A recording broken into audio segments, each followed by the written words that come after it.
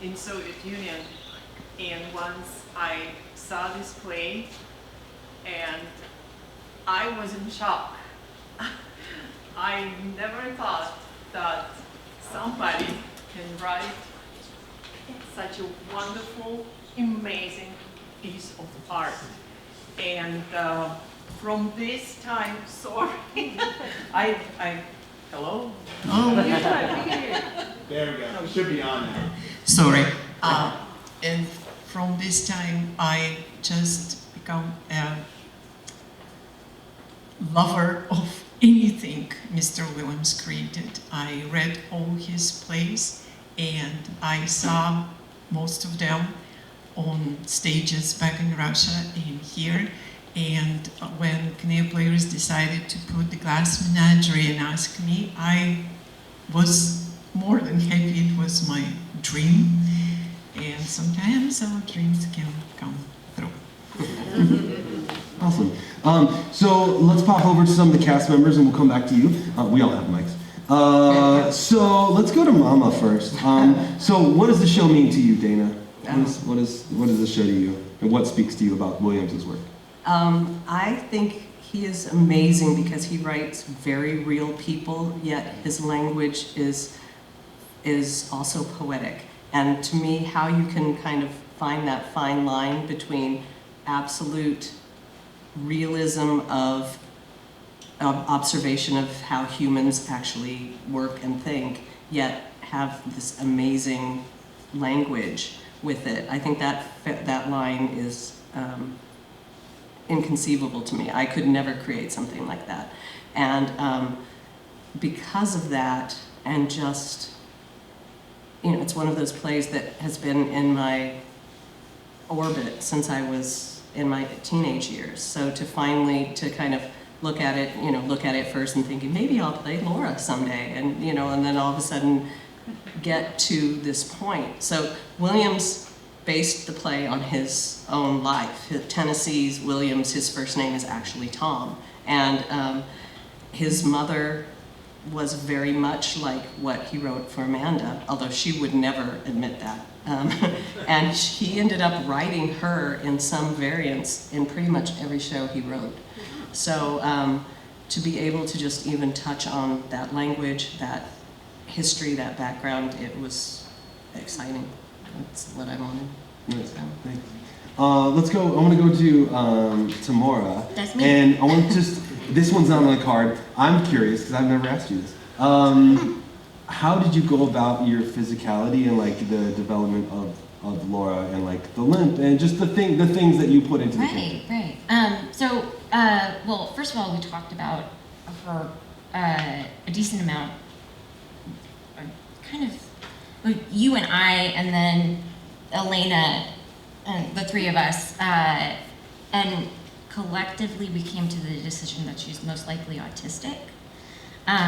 So that was a piece that I kind of hung on to. Her limp is, I tried doing it too much, and Elena was like, pull it back, pull it back, pull it back. And then I tried going, I was too little, and I was like, pull it back. No, more. And so it was a Goldilocks thing of finding the sweet spot of like, okay, this isn't distracting, but it's obvious that she is, there's a physical impairment there. So, yeah, and then the hand stuff just kind of, honestly, I kind of do that on my own. And so I just leaned into it a little bit more. Like my anxiety is just, yeah,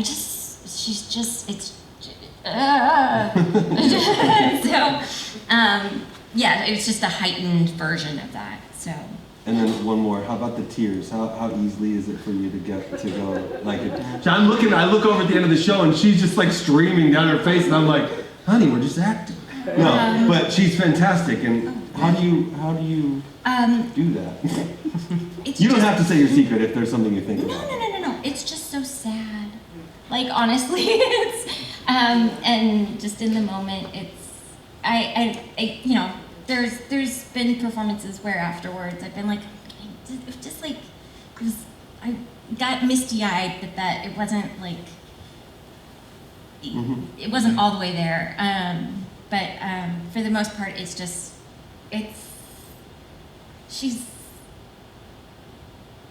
It's just, but it's real. So you're literally just. She's just. It's so sad. She just wants it so bad. Yeah. You know. Well, you're great. Yes. Let's get to Rayve here, since Rayve doesn't get to come on stage until Act 2. So my question is, what do you do during the first act? No. My question is, how was this is Rayve's first show at Conejo Players. How was your experience? Are you enjoying the Gentleman Caller? Yeah, it's been a great journey. Very beautiful group of people here. Just great community. Good. I always say, to be a good actor, you have to be a good person. If you're a shitty person, you're probably a shitty actor.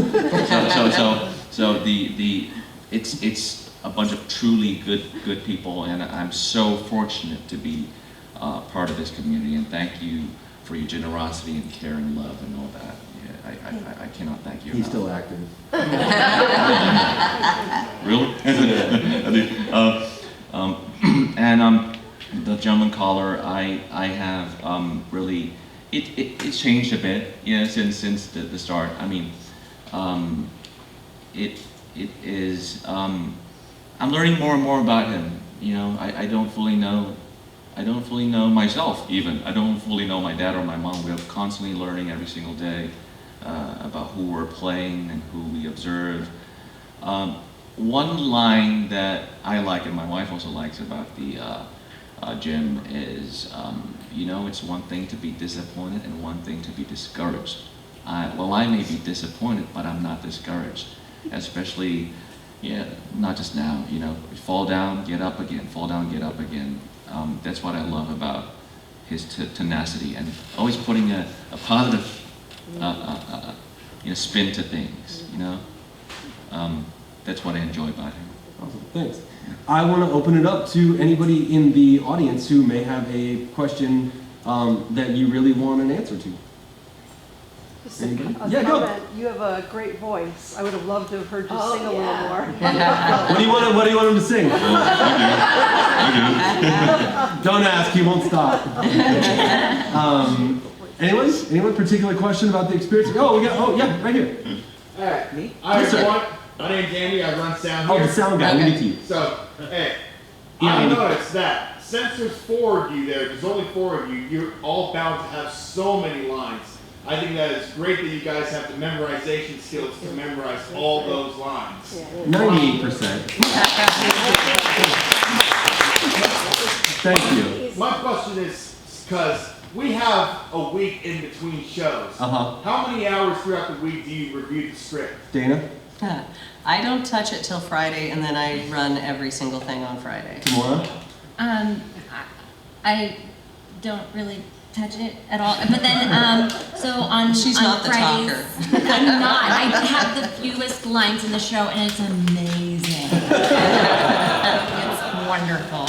But Rayve and I have been meeting up like the first weekend, like the first show back for the weekend, just to run our scene, just the dialogue, and just to hit it all. So yeah, that's the answer. Rayve, what about you? I have mine hidden here. Yeah, I was gonna say his is obviously. No, You run yours during Act 1. I run it. Yeah. The reason I run it is not to think about it, because other things are more important. Once I get the physicality and the other, so I have the freedom to do other things. I don't want to be stuck on the line. So yeah, run it by. It's like the Pledge of Allegiance.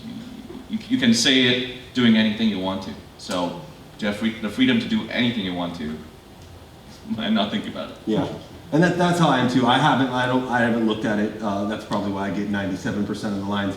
But working up to it, 2 or 3 hours a day, every day, I would run all of the lines over and over and over again. That's my daughter. So a lot of work, but it literally just comes. It's automaticity. It's just like any athlete, right? You shoot free throws forever. You get out. You don't think. You just shoot. You just do it. So most of the time, my mind goes the things you guys I think about during the show, and my mind is saying I'm like in another world sometimes. But so it's weird. Let's go to you, sir. I'm just interested in how, because Tennessee Williams is so steeped in like a slight exaggeration of Southern culture, of a certain period of Southern culture, what was so relatable to you in your own culture, Elena, that drew you to Tennessee Williams? Well, he's Mike? universal.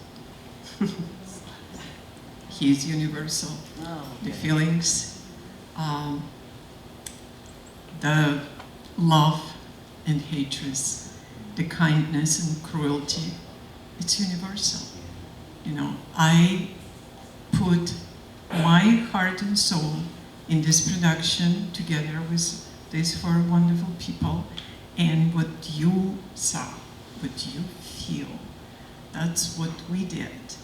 And you know, the best compliment for us were when people going out in tears, when people telling us that, oh my gosh, I see my mother, or that was me with my brother, or that was me with my sister. That's the best compliment, because they show it's about us.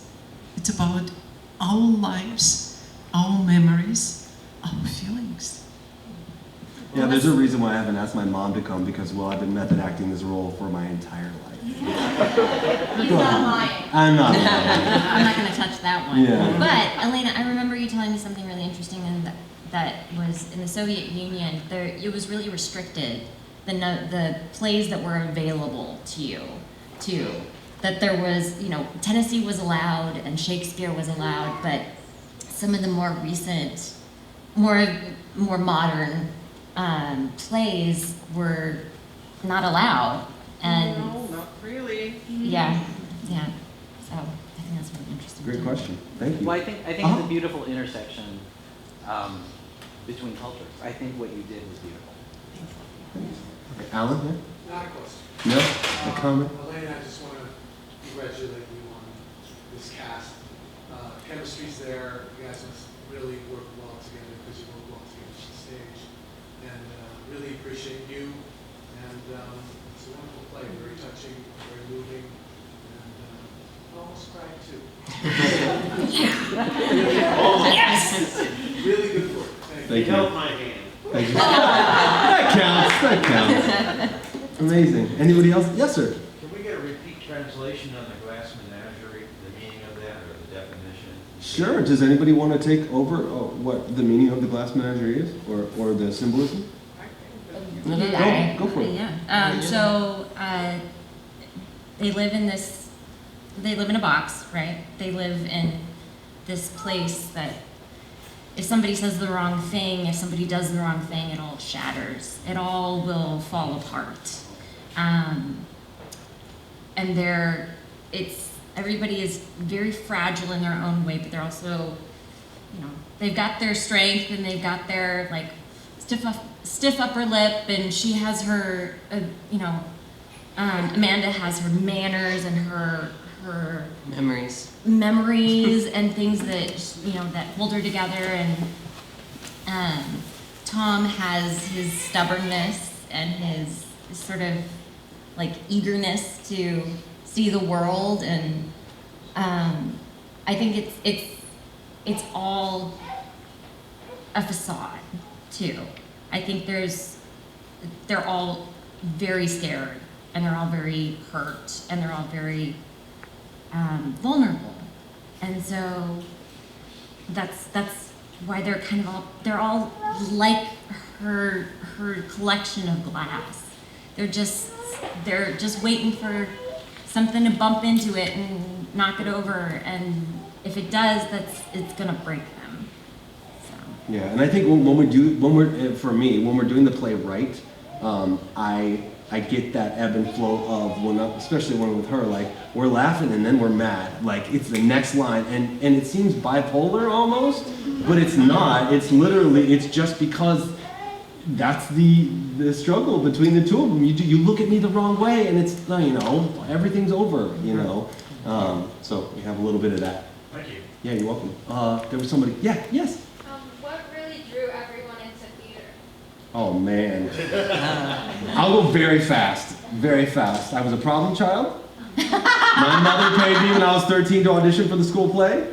There was cute girls, and I was in. There's my answer. Anybody else want to take that one? Start with me.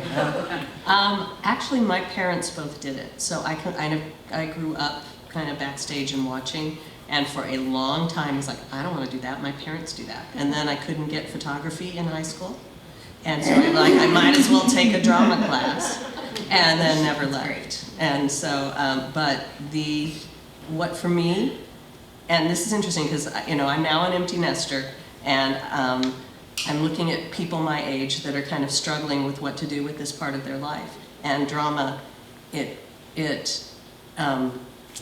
there's so much creativity. There's so much that keeps your brain lovely and sharp. You are physical with it. You are social with it. And so being part of the theater community and getting to be on stage or being something off stage helps that so much, helps that sense of being a group. And I was doing a couple things here and there before my kids left, and I was kind of like, I have a whole community that wants me to do more than I have been. And that was a big relief to me, knowing that I had that out in the world waiting for me, and it's been amazing because I've been able to do some amazing things, especially here at Conejo Players. And because of those things, creativity, companionship, intellectual stimulation, and keeping the body going, physical. Especially, not much dancing in this show, but There was. There was, yes, that's true. Richie, where are we at on time? Just As long as. what time is it? As long as they We have another show tonight, so you know. It's 4:30. 4:30. We'll do another 3 or 4 minutes. Do you either want to answer the question on how you got involved? I have no idea. It terrifies me every time. I don't like auditioning. I hate it. And for some reason, I keep getting cast in things because I love it so much, and I love not being myself for a little while, which is probably a whole other thing. But yeah, I keep coming back here specifically because it's been very safe and very welcoming, and here's a what's it called, a net underneath you. You can fail. No, you can't. No? No. Oh, shoot. But yeah, no, it's community theater, and I've been really happy with the other people that I've worked with, and I always have a great time, and so, yeah, I don't know if that doesn't really answer the question, but yeah, I've talked long enough. So, Rayve, what's your answer? Yeah, I was just telling Mike Mills, that it's I just had a horrible week, so this is like catharsis for me. No, or maybe not in the show, but outside of the show. So like catharsis, coming out and letting go of all of that frustration, anger, whatever, convert it to something else into the character. And I didn't grow up here. I grew up in Singapore, in Southeast Asia, and what got me into theater, no one in my family is in theater or anything close to that industry. I feel that most artists were kind of naughty bad boys or bad girls because this is a nonsensical career in a way. It's like, it's a very impossible career. So there must be something that's a bit of a rebel inside to want to go into this. And I had something like that, unfortunately. So yeah, started in music and then went to theater and acting, and yeah. So that's my story with theater. Let's take one more question. Anybody got a burning? Yes. So for Miss Dana, Yeah. how, every single time I've seen the shows, I've been up in the Lake with the Friend Awful Tech Week, first weekend, many times. How has your accent in this show, gotten better every time I hear it? That's something that's very hard. I actually don't know about that. I thought I was more consistent than that. Oops. I think just anything with repetition. I have a lot of Texan in my background, not the Deep South that Amanda is, but so there's a lot that I understood because there was people in my family that have some of Amanda's qualities and have a bit of that rhythm. But no, I think I'm just playing, just playing with it. Fantastic. Well, thank you guys so much. Richie has one. Richie has one. Just as people, any parting words about the show or the emotion of the show, just as people are about to leave, do you have any just parting thoughts, Elena?